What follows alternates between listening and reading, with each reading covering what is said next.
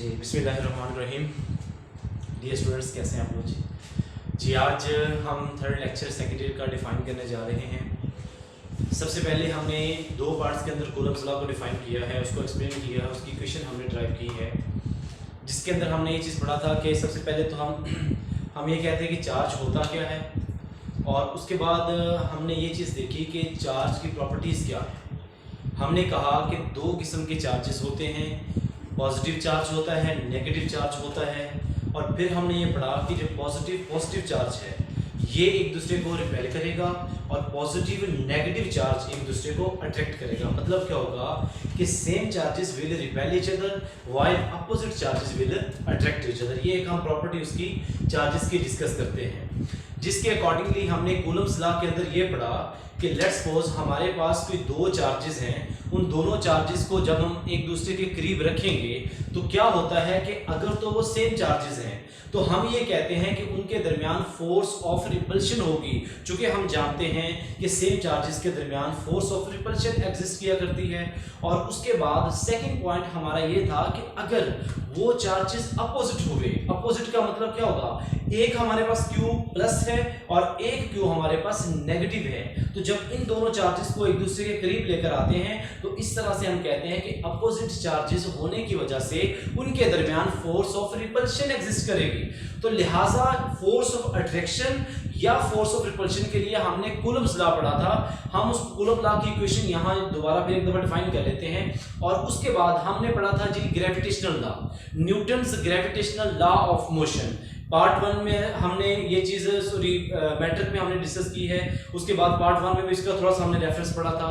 तो dear students, सबसे पहले हम इसके एक रिलेशन से इस चीज़ को बताना चाहते हैं कि इसमें हमारी बात करने का हमारे पास क्या है। देखिए बच्चे, जो हमने न्यूटन्स ग्रेविटेशनल लॉ पढ़ा है, उस न्यूटन्स ग्रेविटेशनल लॉ का फार्मूला हमने क्या कहा था, F = capital G m1 m2 divided by r का स्क्वायर।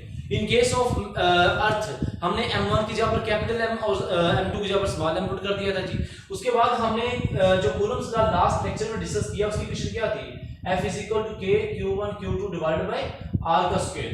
अब इन दोनों में हमने एक सिमिलरिटी बताई थी। सिमिलरिटी क्या चीज है, दोनों इनवर्स स्क्वायर लॉ को प्रूव करते हैं, दोनों इनवर्स स्क्वायर लॉ को प्रूव करते हैं। आगे जाकर हम इसमें डिफरेंस भी पढ़ लेंगे कि बेसिकली इनमें डिफरेंस किस चीज का है। देखिए, एक में आप कहते हैं प्रोडक्ट ऑफ मैसेज और एक में हम कहते हैं प्रोडक्ट ऑफ चार्जेस। अब दोनों में फोर्स R के क्या है, इनवर्सली प्रोपोर्शनल है। तो हम ये कह सकते हैं कि जैसे जैसे R की वैल्यू कम करें फोर्स बढ़ती जाती है, R की वैल्यू बढ़ाएं तो उनके दरमियान जो फोर्स है, चाहे वो अट्रैक्टिव है चाहे वो रिपल्सिव है, वो डिक्रीज होती जाती है। तो क्वेश्चन स्टूडेंट्स ये राइज होता है कि what is the origin of these forces, ये फोर्सेस का आगाज कहां से होता है।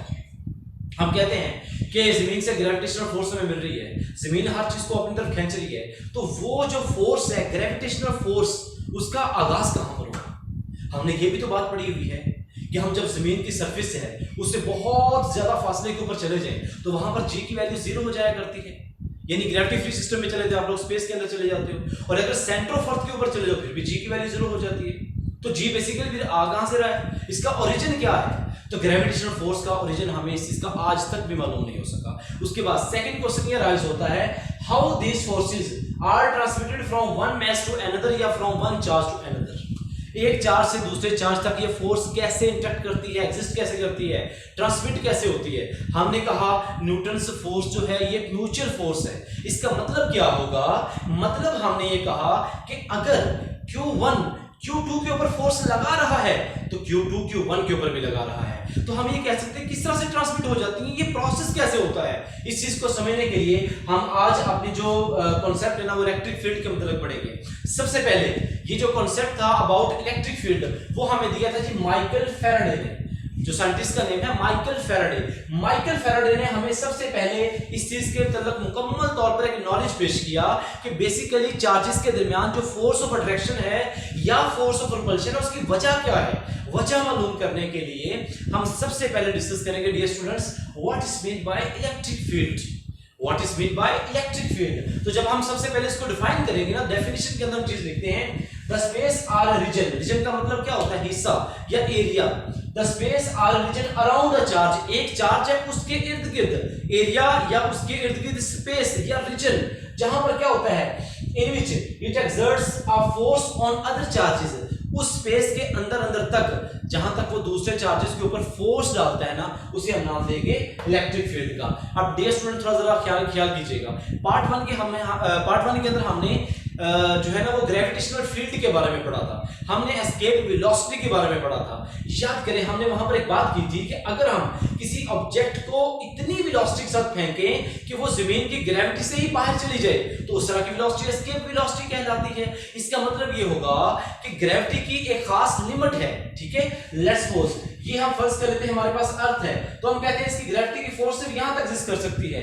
अगर ऑब्जेक्ट को यहां तक फेंकें तो दोबारा जमीन के ऊपर आ जाएगा, लेकिन अगर हम उसको बहुत ज्यादा वेलोसिटी के साथ फेंकते हैं कि वो ये वाला हिस्सा भी क्रॉस कर दिया, अब यहां पर आ गया है, तो ये वाला जो जगह है ना, ये वाली स्पेस जो हमारे पास पॉइंट ए है, ये ग्रेविटी से बाहर है, तो इसका मतलब ये होगा कि अब इसके ऊपर किसी किस्म की कोई भी ग्रेविटेशनल फोर्स एक्ट नहीं करेगी।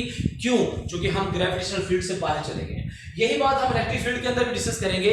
हम इसमें ये कहेंगे कि अगर हमारे पास कोई भी एक चार्ज है, उस चार्ज के ऊपर फोर्स ऑफ अट्रैक्शन या रिपल्शन कब लगेगी? हमने कहा अगर हम उस चार्ज को ले आए किसी भी चार्ज के रीजन के अंदर, स्पेस के अंदर। अब यहां पर एक चीज और है, इलेक्ट्रिक फोर्स इज, अच्छा देखें, हम कहते हैं कि जब इलेक्ट्रिक फील्ड के अंदर लेकर आएंगे तो इलेक्ट्रिक फील्ड के अंदर लाने से क्या होगा, उसके ऊपर फोर्स ऑफ अट्रैक्शन या रिपल्शन एग्जिस्ट करती है, उसको हम इलेक्ट्रिक फोर्स भी नाम देते हैं।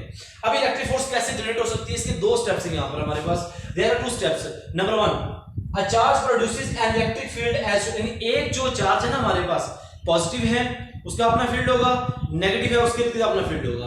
तो लेट्स सपोज हमारे पास एक पॉजिटिव चार्ज है, हम उसकी बात कर लिया करते हैं। तो दूसरा पॉइंट हमारे पास क्या है कि व्हेन अ टेस्ट चार्ज को हम नॉर्मली Q नॉट के साथ रिप्रेजेंट कर लिया करते हैं, तो लिहाजा यहां पर हम इसको नॉर्मली Q नॉट कह लेते हैं। When a test charge Q naught is brought in the field of charge Q, ये स्टूडेंट जरा गौर कीजिएगा, ये चार्ज पड़ा हुआ है, इस चार्ज के इर्द गिर्द ये डॉट्स आपको नजर आ रहे हैं, ये जो डॉट्स है ना ये उसके फील्ड को रिप्रेजेंट कर रहे हैं, डॉट्स उसके फील्ड को रिप्रेजेंट कर रहे हैं। तो देखिए अब यहां पर एक और बड़ी इंपॉर्टेंट चीज है, यहां पर देखा जाए इस पॉइंट के ऊपर तो जो डॉट्स है ना एक दूसरे से दूर दूर हैं, इनका फासला ज्यादा है। तो जहां पर ये डॉट्स एक दूसरे से दूर दूर है ना, हम कहेंगे यहां पर जो इलेक्ट्रिक फील्ड है ये हमारे पास क्या होगा जी, वीक होगा। इलेक्ट्रिक फील्ड हमारे पास क्या होगा, वीक होगा। उसके बाद सेकंड पॉइंट देखिए जरा, ये पॉइंट, ये जगह, ये स्पेस जहां पर ये जो पॉइंट्स हैं एक दूसरे के क्लोज आए पड़े हैं, हम कहते हैं ये वो ऐसी स्पेस है जहां पर हमारे पास इसका जो इलेक्ट्रिक फील्ड है इट विल बी स्ट्रॉन्ग, यानी जहां पर डॉट्स जो है वो ज्यादा होंगे वहां पर इलेक्ट्रिक फील्ड की वैल्यू क्या होगी, स्ट्रॉन्ग होगी। यानी इलेक्ट्रिक फील्ड स्ट्रॉन्ग होता है, उसका मैग्नीट्यूड बहुत ज्यादा होगा। और जहां पर डॉट्स एक दूसरे से दूर दूर होंगे ना, उसका मतलब क्या होता है, बेसिकली उसका मतलब बच्चे ये होगा कि वहां पर आपका जो फील्ड है ये वीक है। वीक होने का मतलब क्या है कि यहां पर अट्रैक्टिव या रिपल्सिव फोर्स कम लगेगी स्ट्रॉन्ग की निस्बत। उसके बाद देखिए हम क्या करते हैं कि हमारे पास जो एक unit positive charge Q not है, हम इस चार्ज को उठाकर इसके फील्ड के अंदर लेकर आते हैं। अब इसको डायग्राम बी के अंदर रिप्रेजेंट किया गया, देखिए जरा, ये चार्ज आपके पास प्लस Q है, ब्लू पॉइंट्स जो है, ब्लू डॉट्स जो है ये इसके फील्ड को रिप्रेजेंट कर रहे हैं। प्लस Q है ना, उसके फील्ड को ये ब्लू डॉट्स रिप्रेजेंट कर रहे हैं। अगर आप देखें उसके करीब हमने एक ब्लैक कलर का Q नॉट भी रखा हुआ है, टेस्ट चार्ज, ठीक है, टेस्ट चार्ज भी हमारे पास पॉजिटिव है, अब ये भी हमारे पास पॉजिटिव है। अब होगा क्या कि जब ये टेस्ट चार्ज Q नॉट आएगा, देखिए इसका अपना एक फील्ड है, डॉट्स के साथ हमने रिप्रेजेंट किया हुआ है, ये जो प्लस Q है इसका अपना एक फील्ड था। तो ये पॉइंट जरा गौर से देखिए, तो यहां पर क्या हो रहा है, फील्ड आपस में इंटरेक्ट कर रहे हैं, फील्ड्स आपस में इंटरेक्ट कर रहे हैं। हम कहते हैं कि फिर जहां पर वो इलाका, वो एरिया जहां पर फील्ड इंटरेक्ट करेंगे, इस पॉइंट के ऊपर क्या लगेगी, हमारे पास इलेक्ट्रिक फोर्स लगेगी। Electric force which can be find out by using formula F is equal to Q naught into E. F is equal to Q naught into E. Test charge के ऊपर जो force लग रही है उसका तस्वीर कर रहे हैं। यहां पर F तो हमारे पास इलेक्ट्रिक फोर्स आ गई, Q नॉट हमारे पास टेस्ट चार्ज आ गया, और यहां पर जो कैपिटल E है ना, this is named as electric field strength और इंटेंसिटी। मैं एग्जांपल देता हूं आपको। हम एक रूम के अंदर 10 बल्ब लगा देते हैं, तो 10 बल्ब जब लगाते हैं ना हम, तो हम उस वक्त ये बात कर रहे होते हैं कि 10 बल्ब के लगने से या 10 बल्ब के जलाने से क्या होता है कि इस रूम के अंदर ज्यादा रोशनी नहीं हो सकती, अब 10 रूम आपने 10 बल्ब आपने 10 बल्ब के चलाने से रोशनी ज्यादा हो जाती है। अगर आप इसे कंपैरिजन करें एक बल्ब के साथ, तो सिंगल बल्ब की सूरत में हम कहते हैं कि रोशनी उतनी ज्यादा नहीं होगी जितनी 10 बल्ब के लगाने से होगी। अब क्या होगा, इंटेंसिटी इंक्रीज कर गई है, इंटेंसिटी बढ़ गई है। इसका मतलब ये होगा कि इंटेंसिटी का मतलब होगा किसी भी चीज की स्ट्रेंथ के साथ उसकी वैल्यू कितनी ज्यादा है, उसकी वैल्यू कम है कि ज्यादा है, क्या चीज आती है, हम इसके साथ इसका कंपैरिजन किया करते हैं। अब देखिए डियर स्टूडेंट्स, हम जब सबसे पहले इलेक्ट्रिक फील्ड इंटेंसिटी को डिफाइन करेंगे कि इलेक्ट्रिक फील्ड इंटेंसिटी क्या चीज है, तो यहां पर देखिए हम इसको सबसे पहले डिफाइन कर देते हैं। हम कहते हैं the force experienced bye a unit positive charge, वो फोर्स जो एक यूनिट पॉजिटिव चार्ज फील कर रहा है, Q naught placed at that point where Q naught is test charge. तो हम कहते हैं कि जब Q नॉट को हम उसके फील्ड के अंदर रखेंगे, उसके फील्ड के अंदर रखने से जो उसके ऊपर इलेक्ट्रिक फील्ड या इलेक्ट्रिक फोर्स एक्ट कर रही है ना, वो एक्सपीरियंस कर रहा है, वो फील कर रहा है that electric force per unit charge. यानी चीज को जरा गौर से कीजिएगा, electric force per unit charge is called as electric field intensity. ठीक है ना स्टूडेंट्स, यानी electric force per unit charge, कौन सी फोर्स, जो वो फील कर रहा है चार्ज,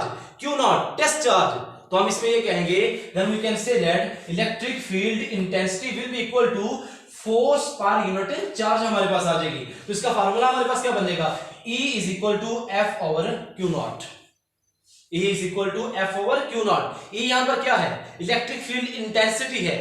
F यहां पर क्या है, हम कहते हैं यहां पर इलेक्ट्रोस्टैटिक फोर्स है। उसके बाद ये Q नॉट यहां पर क्या, हम कहते हैं टेस्ट चार्ज है, जो हम उसके फील्ड के अंदर रखते हैं। अब उसके बाद गौर कीजिएगा, हम जानते हैं यहां पर जो F है, इसकी अगर बात की जाए, ये क्या चीज है, हम कहते हैं it is a Coulomb's force, या इसको हम इलेक्ट्रिक फोर्स भी कह सकते हैं। यानी दो चार्जेस के दरमियान जो फोर्स ऑफ अट्रैक्शन या रिपल्शन होती है। अब इसका फार्मूला क्या है, हमने फार्मूला भी पढ़ रखा है, जैसा कि हम जानते हैं इन वेक्टर फॉर्म, हम वेक्टर फॉर्म यहां यूज करें, बेशक मैग्नीट्यूड की फॉर्म भी यूज कर लें, कोई इशू नहीं है। देखिए वेक्टर फॉर्म के अंदर हमने कूलम्ब्स लॉ क्या पढ़ा हुआ है, F is equal to K Q1 Q2 over R square. अब यहां पर हमारे पास Q1 क्या चीज है, प्लस Q, और Q2 क्या चीज है, Q नॉट। अब दोनों चार्जेस की बात करेंगे तो हम कहेंगे जी K Q naught over R का स्क्वायर इनटू हमारे पास क्या आ जाएगा, R यूनिट वेक्टर। ये हमारे पास डियर स्टूडेंट्स आ जाएगी F की वैल्यू। इसी F की वैल्यू उठाकर यहां पुट करेंगे, then we can say that E will be equal to K Q naught over R square into क्या आ जाएगा, R यूनिट वेक्टर। और डिवाइडेड में हमारे पास क्या पड़ा हुआ है, Q नॉट, तो Q नॉट से कट जाएगा, देन हमारे पास रिलेशन क्या बनेगा, E is equal to K Q over R का स्क्वायर इनटू क्या आ जाएगा, यूनिट वेक्टर। डियर स्टूडेंट्स, ये हमारे पास है वेक्टर की फॉर्म, ये वेक्टर फॉर्म है। अगर हम इसका सिर्फ और सिर्फ मैग्नीट्यूड फॉर्म लिखना चाहें, सिर्फ और सिर्फ मैग्नीट्यूड फॉर्म, तो मैग्नीट्यूड फॉर्म इसकी क्या होगी, then we can say that E will be equal to K Q over R का स्क्वायर। हमें पता है कि जिस फार्मूला के अंदर मैग्नीट्यूड के साथ साथ डायरेक्शन भी गिवन हो, यानी यूनिट वेक्टर गिवन हो, तो वो वेक्टर फॉर्म होती है। और जहां पर यूनिट वेक्टर आप हटा देते हैं तो वो मैग्नीट्यूड होता है, स्केलर क्वांटिटी होती है। तो ये हमारे पास रिलेशन आ जाएगा E is equal to K Q over R का स्क्वायर। इट मींस दैट कि जो इलेक्ट्रिक फील्ड इंटेंसिटी है, ये दो चीजों के ऊपर डिपेंड कर रही है। सबसे पहले इट इज डायरेक्टली प्रोपोर्शनल, देखिएगा relation, directly proportional to Q and also it is inversely proportional to R का स्क्वायर। मींस क्या होगा कि जब आपके पास चार्ज ज्यादा होगा, ठीक है, तो ऑब्वियसली बात है उसके ऊपर लगने वाली इलेक्ट्रिक फोर्स भी ज्यादा होगी। इलेक्ट्रिक फोर्स ज्यादा होगी, इसका मतलब इलेक्ट्रिक फील्ड इंटेंसिटी भी ज्यादा होगी। इसका मतलब है कि इलेक्ट्रिक फील्ड इंटेंसिटी चार्ज से क्या होती है, डायरेक्टली प्रोपोर्शनल। उसके बाद inversely proportional to the square of distance. कहां से, ये डिस्टेंस क्या चीज है, हम कहते हैं it is a distance from that charge. उस चार्ज से फासला बढ़ता जाएगा, तो जैसे जैसे डिस्टेंस बढ़ता जाता है ना, वैसे वैसे इलेक्ट्रिक फील्ड इंटेंसिटी क्या होती जाती है, कम होती जाती है। ठीक है, तो ये बच्चे हमारे पास एक टॉपिक था इलेक्ट्रिक फील्ड स्ट्रेंथ और इलेक्ट्रिक फील्ड इंटेंसिटी का। इस बात की एग्जाम्पल मैं आपको कुछ ऐसे भी दे सकता हूं, आप स्पीकर के बिल्कुल पास खड़े हो जाए, अब साउंड इंटेंसिटी बहुत ज्यादा होगी, आपको आवाज बहुत ज्यादा सुनाई दे रही होगी। आप जैसे जैसे स्पीकर से दूर होते जा रहे हैं, आपका और स्पीकर का यानी सोर्स का और ऑब्जर्वर का डिस्टेंस बढ़ता जा रहा है, बढ़ता जाएगा, तो इसका मतलब क्या होगा कि उसकी इंटेंसिटी ऐसा ऐसा कम होती जाएगी, इनवर्सली प्रोपोर्शनल होते हैं। तो इस तरह से हम इलेक्ट्रिक फील्ड इंटेंसिटी का भी चर्चा करते हैं। तो इंशाल्लाह नेक्स्ट लेक्चर में हमारे पास ये चीज होगी कि इलेक्ट्रिक फील्ड क्या है, हम इसको रिप्रेजेंट कैसे करते हैं। इलेक्ट्रिक फील्ड को हम मजीद थोड़ा सा मॉडिफाई फॉर्म में पढ़ते हैं कि बेसिकली इलेक्ट्रिक फील्ड को हम सिर्फ डॉट्स के साथ नहीं बल्कि लाइंस के साथ रिप्रेजेंट किया करते हैं, जिसके लिए हमारे पास टॉपिक होगा इलेक्ट्रिक फील्ड लाइंस। तो उसके बारे में इंशाल्लाह हम नेक्स्ट लेक्चर में डिस्कस करेंगे। अपना बहुत ज़्यादा ख्याल रखिएगा डियर स्टूडेंट्स, अल्लाह हाफिज़।